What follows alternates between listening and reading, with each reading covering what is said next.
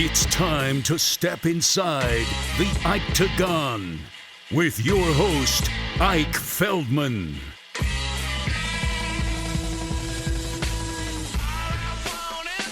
What's up, fight fans? Your boy's in the spot with my boy, Donny D-Money, Arana. This Friday night, Combat at the Garden. Shoutouts to Lou Neglia, Ryan Munkin, and all the wonderful people that are putting on this card. But also, this card could not happen with the amazing athletes and fighters that are filling up the bill. My man, they're going to be printing bills with his face on it. That'd be a cool shirt, actually, if we get a D-Money George Washington. You heard this on the record? That is good. I like that. Who knows what happens when we hit record, but we are rolling now. And, man, thanks for letting me roll in the spot. Thank you, brother. Let's go. I got so much energy inside of me right now, to be honest with you. You know, we talked about this before. Manifested this fight. It's been 2.5 years in the making. We're finally going to be in MSG. You know, shout out. I got to always shout out to Team Territory. From day one has kept me strong. Brian and Esty, they are the best.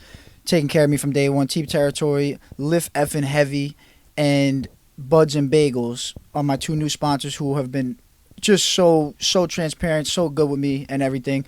And of course, you know I cannot get in the cage unless I have a conversation with my man Octagon.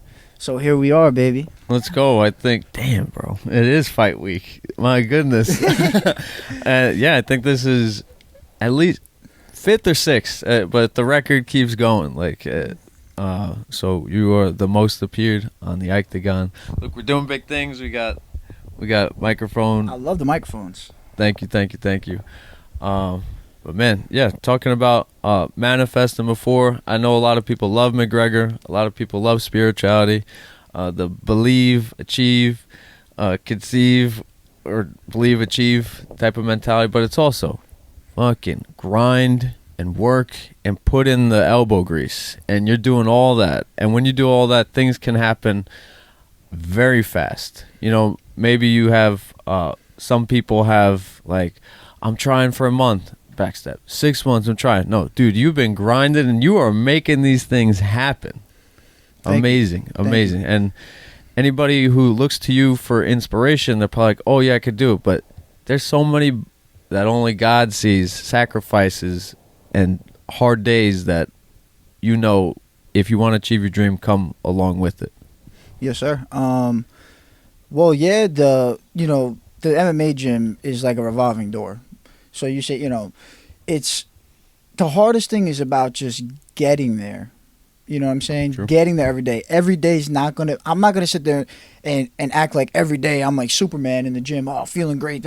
That's not the reality of it. But I am consistent and I make sure that I'm in the gym. And if I don't have the energy to do this, I do something else. If my legs hurt, I use my arms. If my arms and my legs hurt, I use my brain. You know what I mean? And I go in there and I get better in whatever way I can. But just showing up. Just showing up. That blue collar mentality. All about and you work showing up. Blue collar. Yes, you worked with your hands. When you said elbow grease, I'm thinking about I clean windows in the morning. So that's what. So I'm scrubbing windows every day. That's such a big key of why the prosperity is coming my way, because you got to do things the right way. So everybody's right way looks different. So whoever your higher power is, mine's Jesus Christ. Whatever Jesus Christ shows me or tells me or directs me towards with energy or whatever it may be, that's the way I have to go.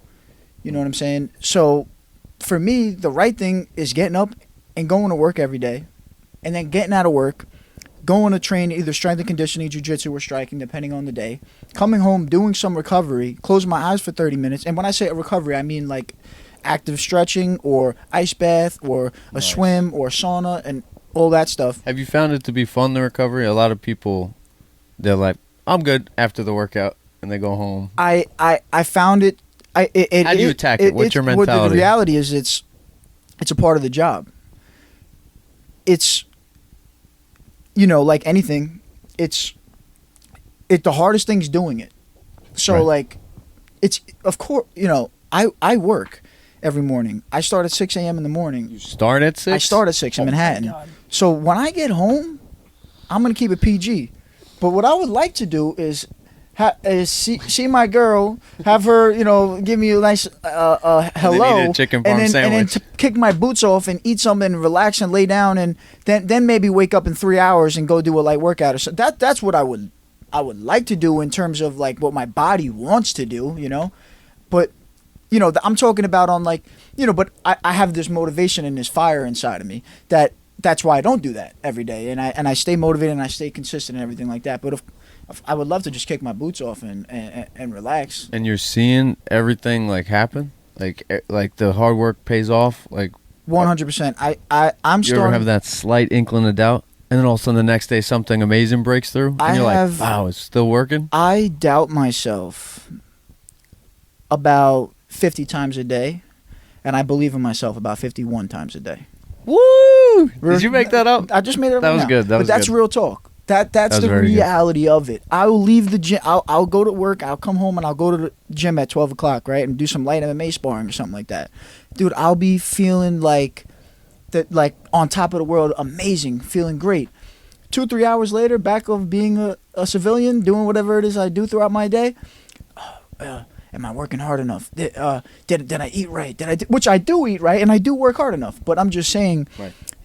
The second doubts, of course, I'm a little delusional, and I don't think anybody can knock me out. I've been knocked out before, but I'm saying I don't think no man my weight can knock me out. And maybe somebody will, and then I'll probably be hiding in the bush the next day looking for the rematch. But I'm kidding. But I'm just saying, like, I don't sit there and say, oh, what if I get caught with this, or what if I get caught with that? It's more like, what if I gas out, or what if I make mistakes and I it's just the second guessing and like I said, that God speaks to you through other people, and the devil speaks to you through your own voice, like we talked about before, a long time ago, and we talked about before the interview.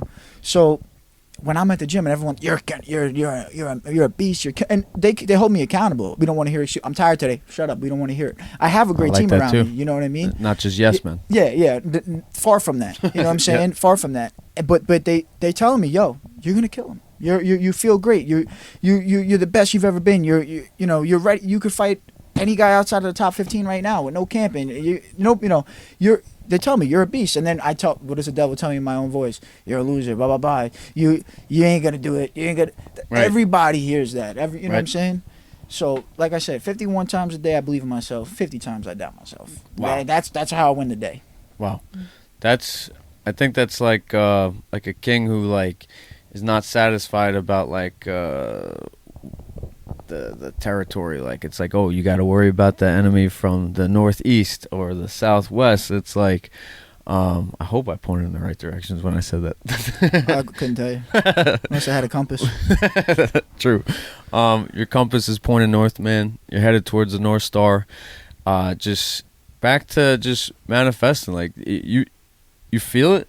You feel like everything you thought, you're walking that path. Like, do you have dreams? Like, are you like a heavy dreamer, heavy visualizer? What do you do to like make sure you are beating that voice 51 times a day? I am a heavy believer.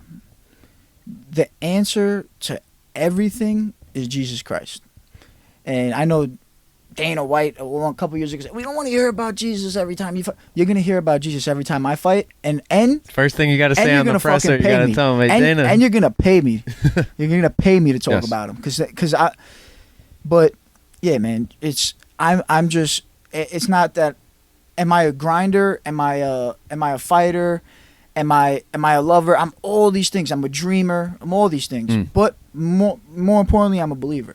That's why I believe that well, this right now, this fight, I already seen this one. So I can't tell you about visualize fights from the ceiling of the MSG. You know that theater ceiling is like unforgettable. Like, are you feeling it? The lights. I'm feeling, and this is like real talk. I'm feeling my ancestors, brother. Like I'm feeling some Alex Pereira shit right now. Wow. I feel I'm Irish, Italian, Puerto Rican, and Lithuanian. So you're feeling the Celtic warrior, the Puerto Rican musketeers, right? Then they have ships and stuff, I'm thinking. And the Lithuanian, I assume they were like Viking, maybe. Yeah, that type of style, you know. And I'm Italian. It's National Italian Month too, baby. That's it's the showman Italian in you, month. Then. That's the dude. That Valhalla. Speaking of Vikings, shout outs to Manimal, Kerry Stellar, the GOAT. And shout outs to your sponsors. We'll have them tagged below, as you guys can see. That's right awesome. There, right Thank there. You. Live fucking heavy, baby. Dude, that, and I was talking with Manimal after. I was like, dude, Donny's match. It like your heart is captivated. It's like you wrote a poem with your body, and that I think you went against a Valhalla. I mean, a Vanguard guy. Shout outs to Tough the dude. Kid. Dude, super scrambly, very educated, very good IQ. But dude, it's like you're like an true artist in there. And then Manimal goes, man, Donny's such a, I think he said performer. He was like, he's such a performance. It was like, dude, it was captivating. And like, I think it was your uncle was turning red, screaming. It had to be a family member. Uncle. He was like, I know he's probably never watched jiu-jitsu before, but he's watching his nephew. And he's like, turning red. Dude, you had the crowd captivated. The energy was just, I don't know. You can't teach that. You can't teach that. First of all, I got to say shout out to Uncle Billy, because, that's my Uncle Billy. It don't matter if it's MMA, jiu-jitsu, kickboxing, or a street fight. He's going to come with the same energy, brother. Rip his head off. And he'll be at the Garden? Unfortunately, he can't. This is the first fight that he's missing, my Uncle Billy, because he just got a knee replacement surgery. So he's going to be watching from the house. Oh, yeah. I also got, for my first time, my cousin Jen, my Aunt Debbie, and my Uncle Frankie coming in from Florida. So, and they're my heart. I've been visiting them since I'm young, and I don't get to see them very often, and they've watched every single fight from their house. And when the fact that they're coming over to New York to watch this one, like, it's so many people that are coming out to this one, man, from every borough, from out of state, from all over the place, and like I said, I'm truly, spiritually, I feel my ancestors with me. I already saw this vision. I already know I'm going to go out there and finish him in the first round. If he makes it out of the first round, he's going to be doing himself, me, and the whole arena a favor, because I love this shit. It's fun to me, but I'm telling you, he ain't going to make it out of one.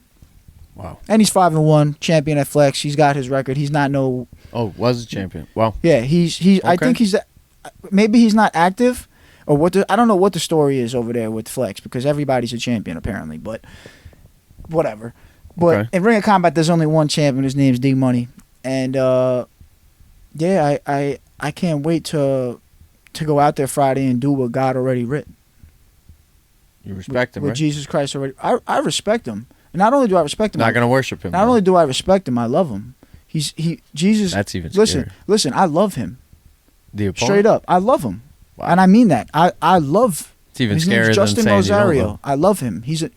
He's another human being, whether he's happy, sad, mean, nice. If he's malicious, no matter what, if he's evil, because guess what? Because God's work, Jesus Christ's work, is for me to love my brother and to love my sister, no matter what race, no matter what religion. I don't care if you're Christian, Muslim, Jew. I don't give a rat's ass about none of that. We're all brothers and sisters over here. But I'm gonna go in there. I'm gonna take his head off, and I'm willing to take his life away. In there, I'm willing to take his life away, and I'll send him to paradise with Jesus. But it sounds crazy and it sounds delusional, but after that fight, win, lose, or draw, if I'm knocked out sleeping, if my arm's broken, if he's dead, if I'm dead, no matter what happens in there, I wish him nothing but prosperity and love and success and happiness in his life. But I need to channel. The only reason I am how I am is because God told me, Jesus Christ told me, that I need to channel all the pain and the suffering inside of me, and I need to let that out in that cage. And why? Because nothing great comes without sacrifice. I let all that evil, that suffering, and that nastiness out on that cage, and then after that, I talk to Jesus, I talk to God, and He forgives me.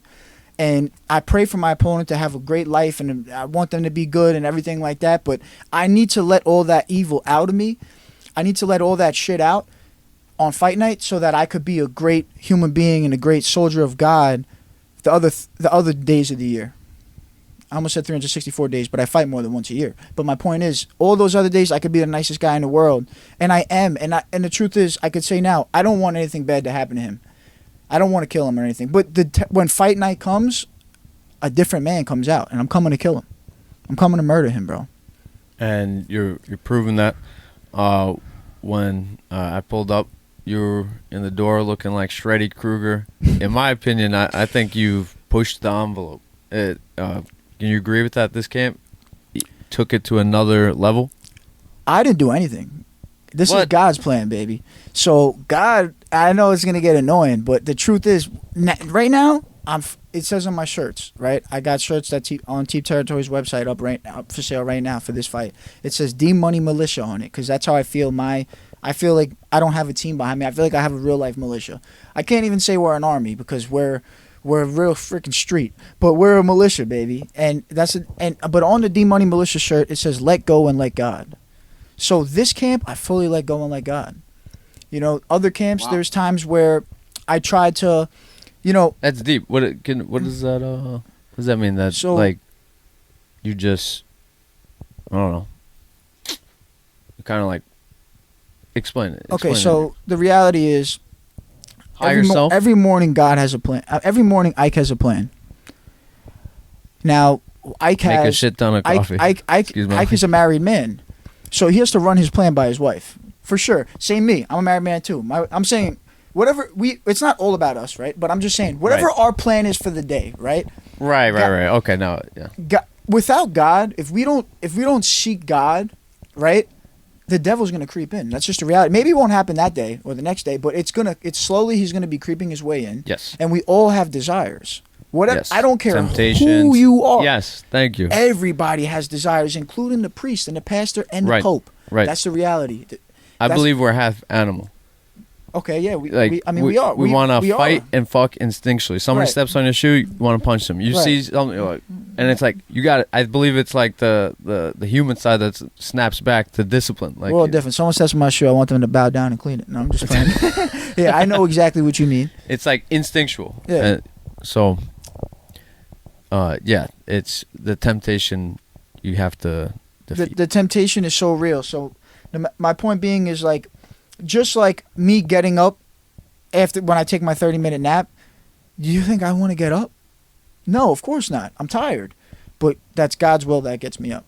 Like, if I went off just what Donny wanted to do, I wouldn't be successful. Right. It's the reality. Right. So everyone doesn't believe in God, and they don't have to. That's fine. But without love, we have nothing. It's the most powerful emotion. It's the most powerful thing. So I just say, I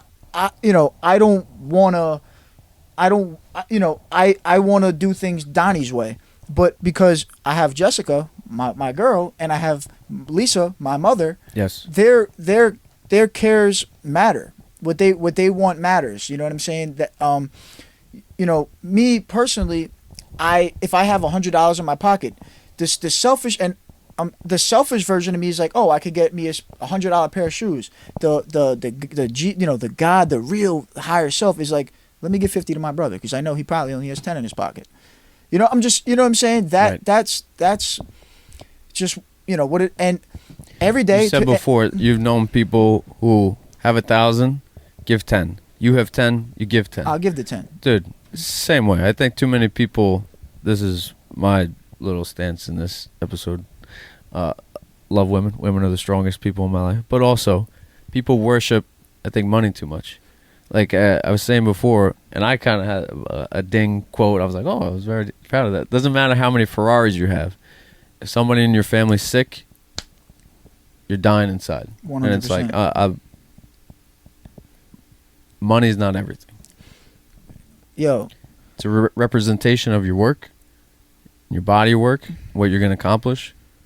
It's like, I believe you're a rich, wealthy man right now. 100%, man. It's like, I feel like I'm around a wealthy man. Like, you could be like in a board table right now, or like a board meeting, and it's like, what? Because you're not wearing a suit? Because you're not wearing a tie? You're not rich? No. I know a lot of broke people, spiritually, mentally, that wear suits and ties. Oh yeah. I mean, I first of all, I'll say, chase your dreams, right? But be ready. Chase your dreams, Be ready. and the money will chase you. Yes. That's the reality of it. Yo, Be ready to sacrifice like this, man. 100%. Be ready. And one thing that just pops off of what I was saying, every day I say, God, please take my will and guide me and direct me into doing your work, because I know that. I just said that last You know what I'm saying? Because I know that's what's going to lead to my happiness anyways. Exactly. And you got to sacrifice 100%. But yeah, chase your dreams and the money will chase you. Get that on a shirt. Yeah, that on the back maybe with me smiling on like $100 bill Let's instead go. of Ben Frank. Yes, Yo, yes, something yes. like that.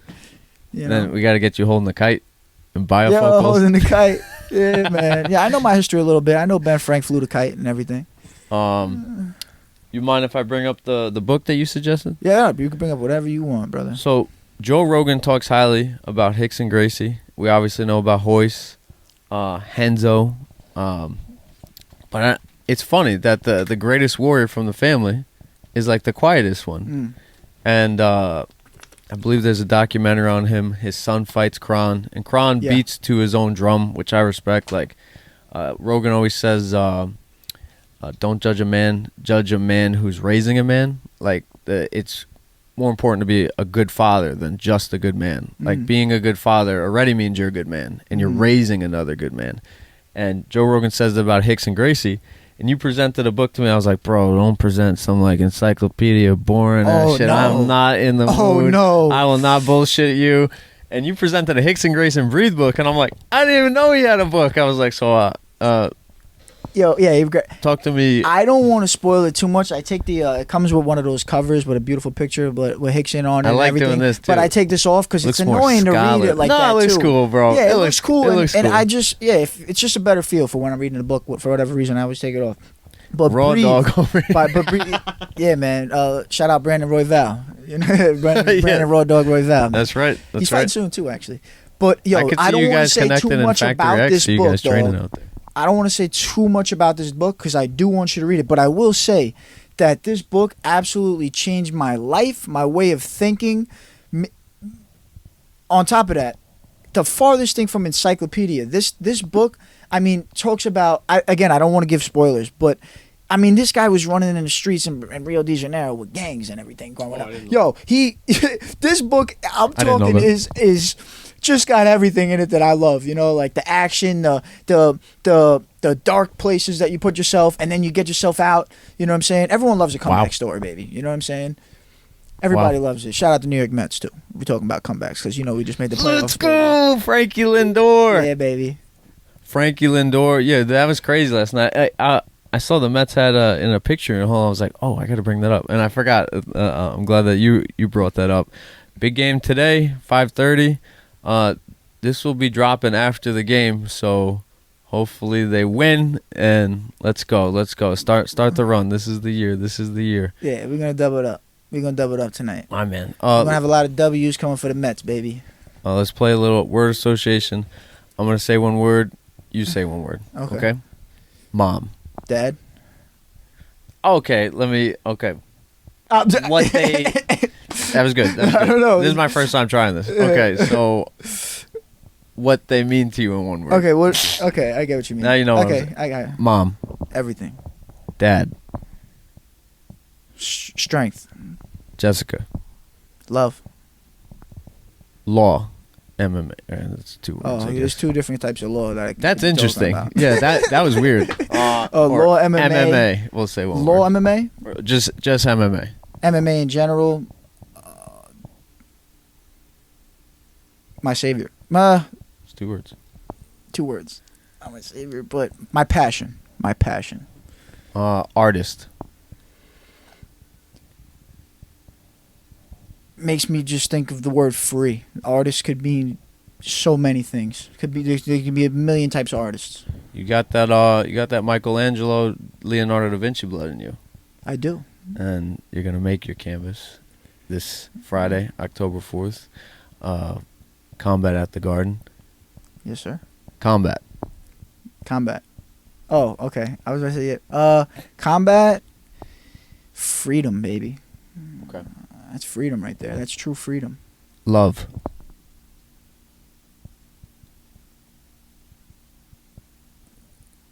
Everything. The most important thing. Hate. The devil. Laughter.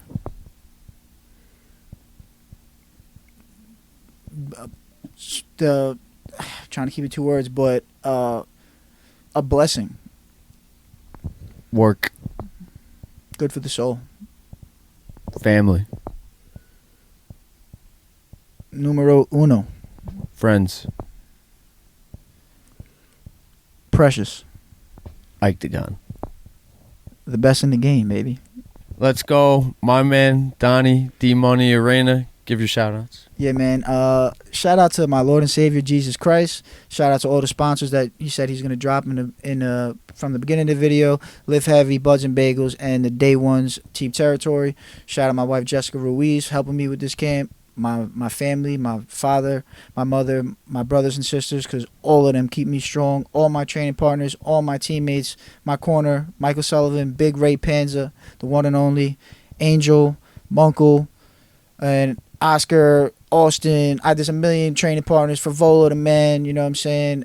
Everybody, just, man, shout out everybody, man. I love you all, like I said, man. Shout out to all my brothers and sisters, man. Shout out to everybody. Shout out to everybody and anybody that's breathing right now, because you still got a shot.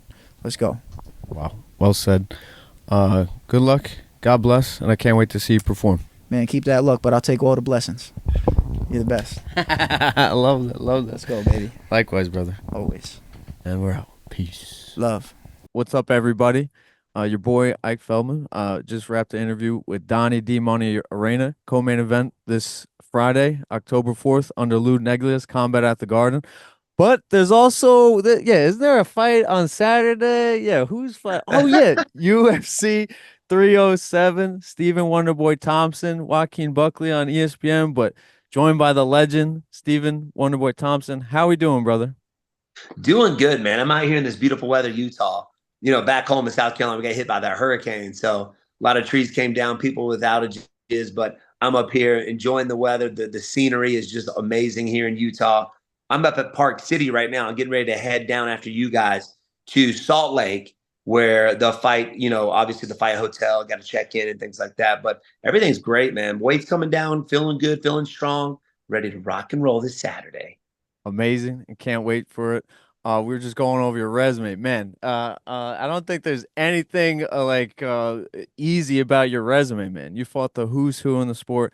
It's amazing. There's no coincidence why you are a legend. You put in the work, but you also have an amazing attitude. And Donnie and I, we always mix it up, get deep with spirituality and religion. So if I could be the segue, I know we have limited time. Not going to make this a Joe Rogan 3-hour podcast, but what does spirituality mean for you in your life, in your training, in the people around you?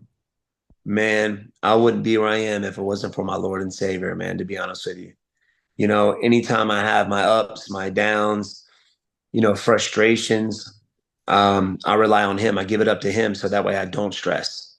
You know what I mean? I know it's all in his hands. And, you know, I think it's a blessing to have this platform to where, you know, even though I don't want to shove it down people's throats, people see what my spirituality is and who is king in my life just through my actions, you know, my attitude, and to be a light for those who need it most. Maybe to, you know, when I do act the way that I act, I get people asking me all the time like that, you know, why is that?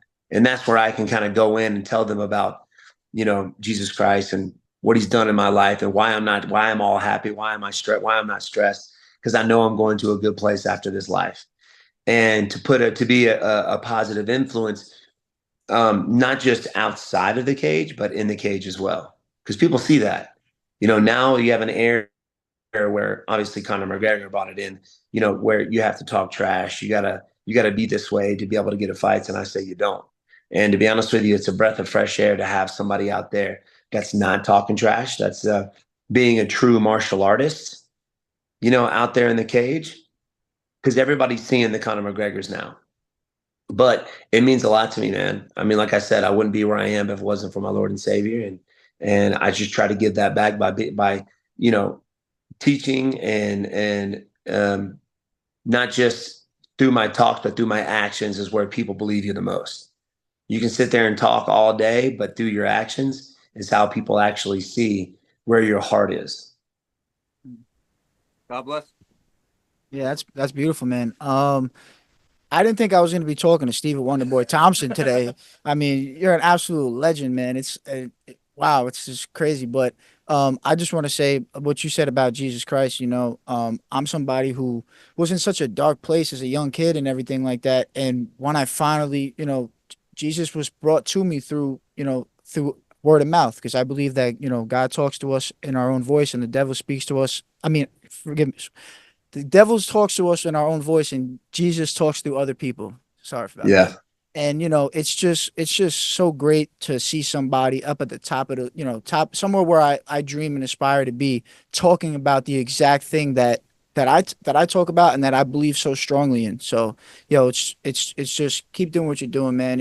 I mean, Thank I'm you, bro. some nobody fighter, and you really are so inspiring, and man, it's just amazing, man. I love you, dog. God bless you, man. Thank you, man. Are you kidding Oh, you me? want my question now? My question for you is, Stephen Thompson, what was your why when you first started this? What was your why then, and what's your why now? Why do you keep Yeah. going?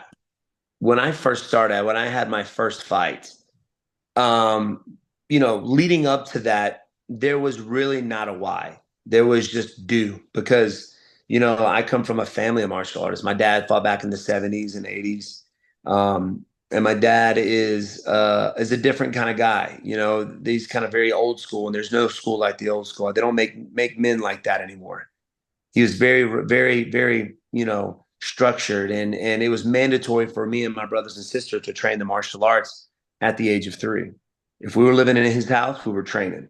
No ifs, ands, or buts, no pouting, no pitching a fit because we didn't want to go. We lived at the gym. And I remember I was doing like some karate tournaments when I was young, and I kept getting disqualified for hitting too hard. So my dad's like, all right, 12 years old, you're going to start kickboxing. My sister was already fighting at the time. My dad was training world champions and national champions. So here I am, this little kid training with these pros. So I had to survive, to be honest with you. I had to go. There was no ifs, ands, or buts. It was just me surviving. And went in at 12. By the time I was 15, I was kicking everybody's butt in the gym. It was just one of those things where I had to adapt, and I had to get better. My dad knew what he was doing. I even though I didn't know what he was doing, I thought he was just being, a mean dad, but he knew what he was doing. He knew that I would adapt and I would get better getting out there and training with these guys. But by the time I was 15, I was beating everybody. So I had my first fight, and the why then was because, like, I was good at this. I realized at a young age that, man, I'm good. I'm a good kickboxer, I think. But there was one thing that really messed with me. It was because of my sister.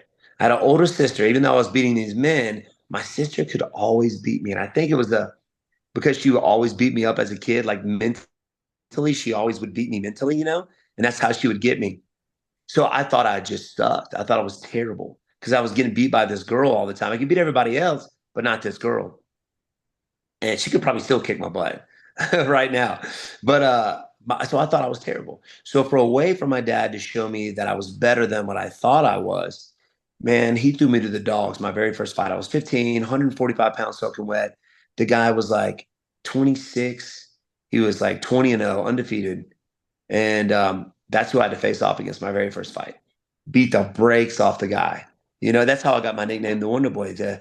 The commentator, the announcer asked my opponent, he said, how do you feel against this Stephen Thompson kid? And he's like, man, I wondered why I even stepped out there with this boy. And he called me Wonderboy, and stuck with me ever since.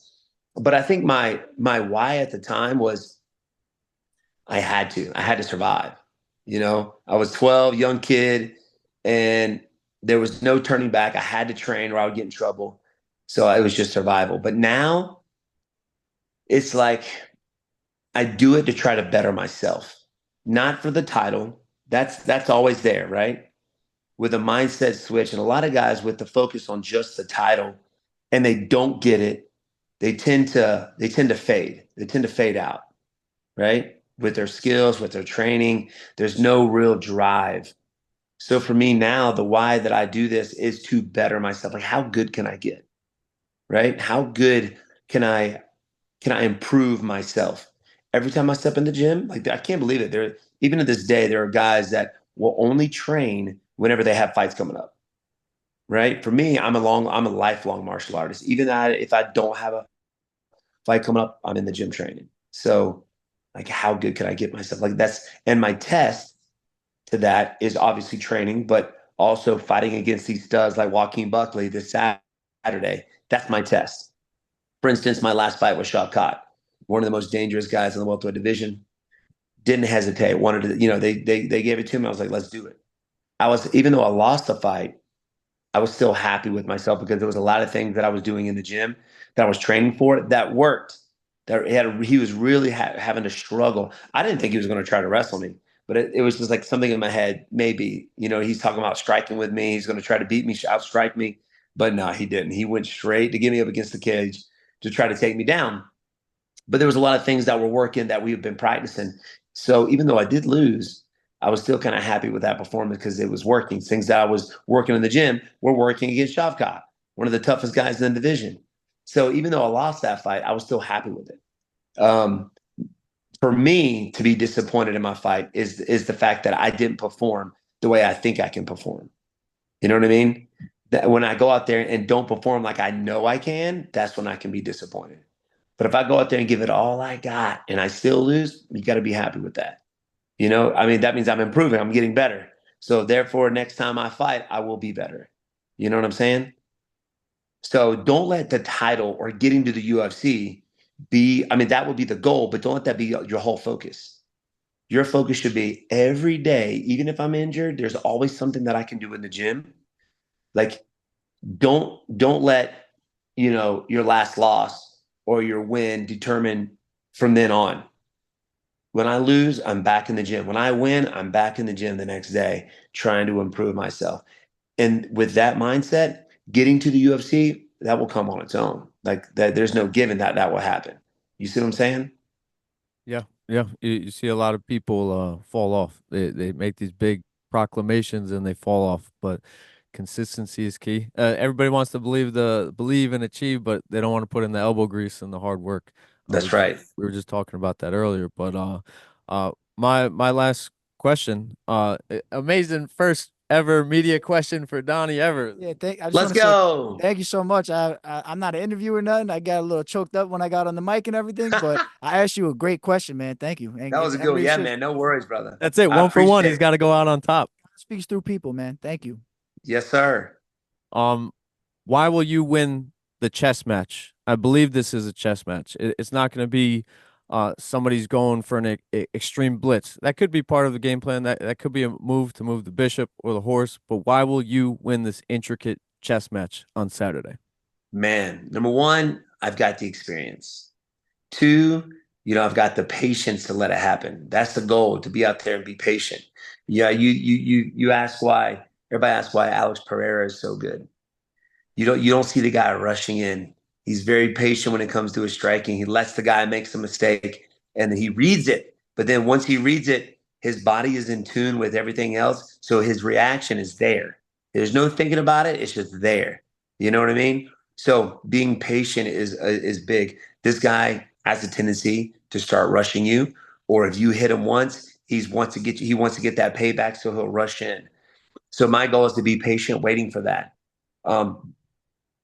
To be able to, I have the man. Like I said, I've fought some of the toughest guys in the division, and I know that I can go 5 minute rounds with anybody in this division and keep on going. I'm the type my mindset is after in this fight, I'm either coming back with my shield or I'm coming back on it. Like there's no stopping. You know what I mean? He's gonna have to put me to sleep. He's gonna have to knock me out. He's gonna have to make me tap. But other than that, just because I'm getting punched in the face or if it's tough, I love those kind of fights. It lets you know what you are inside. There's a lot of guys that can say, "Oh, I can do that all day," or "I can take that punch all day," but they will never know until you're in it. That's why some of my best fights aren't necessarily the ones that I've won, but it's the ones that were some of the toughest fights, knowing that where most people in that situation would have given up, I didn't. For instance, when I was in that guillotine with Tyron Woodley, MSG, the very first one, I just when I brought that got up. knocked down 3 times before that, he had me that choke in. I was like, bro, all these people came to watch me fight. I'm not going to stop.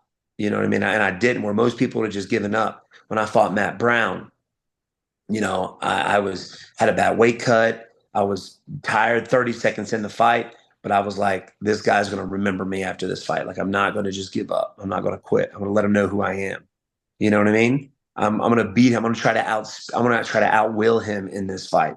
So that's my goal. So if he's handing me, tit for tat, if he's there, striking with one of the best, I'm going to outgrid him. You know what I mean? I'm going to break his spirit. That's the plan. Wow. Amazing. I love it. It's like the Dagestani mindset of striking. Like, I love it. You will break him. You will break him, Stephen Wonderboy Thompson. I appreciate your time. Hopefully you guys cross paths if you come up to New York. 100%. And bring Caroline and Chris with you while you're at it. Donny, anything in closing you want to say? And same thing. God bless you. It's an honor to be talking to you, and I got a feeling I'm gonna run into you one of these days. And hope you remember. You got it, my friend. Hopefully, I'll be out there for Chris's fight at MSG in November. Wow, so God hopefully bless. we'll get to chat and hang out there, brother. That would be awesome, man. God bless. God bless you guys, man. I Can't wait really to see do you in action appreciate it. Saturday, man. Thank you, brother. Thank you. Thank you, Stephen. Good luck. God bless.